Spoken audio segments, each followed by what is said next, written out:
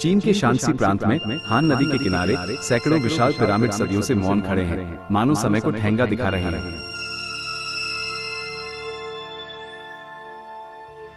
ये कोई फिरौन के मकबरे नहीं, बल्कि मिट्टी और घास से ढके विशाल टीले हैं, जो अपनी बनावट और विशालता के कारण वैज्ञानिकों को सदियों से चकित करते आए हैं।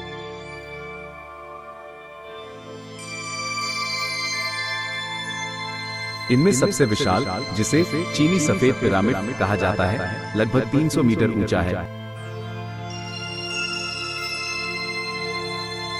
स्थानीय किंवदंतियों में इन्हें प्राचीन राजाओं के मकबरे बताया जाता है, लेकिन कोई आधिकारिक पुरातात्विक प्रमाण नहीं मिला है।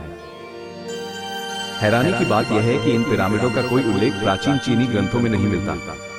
क्या ये इतिहास के पन्नों से मिटा दिए गए किसी भूली हुई सभ्यता की देन है? कुछ सिद्धांतों के अनुसार ये पिरामिड किसी खगोलीय घटना से जुड़े हो सकते हैं।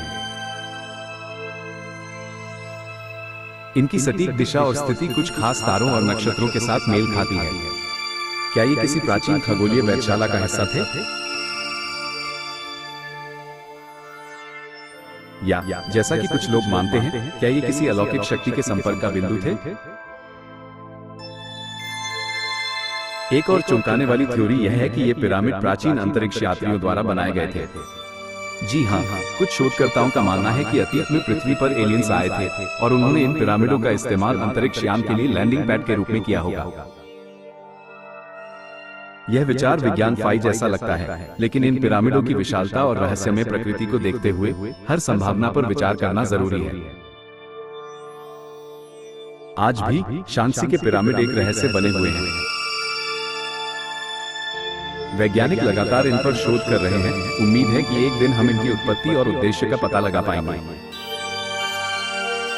लेकिन तब तक ये विशाल टीले हमें अपनी प्राचीन विरासत और ब्रह्मांड के अनसुलझे रहस्यों की याद दिलाते रहेंगे। क्या ये राजाओं के मकबरे हैं, खगोलीय वेधशालाएं या एलियन लैंडिंग पैड? शांसी के पिरामिड का रहस्य अभी भी हमारी कल्पना को उड़ान देता है।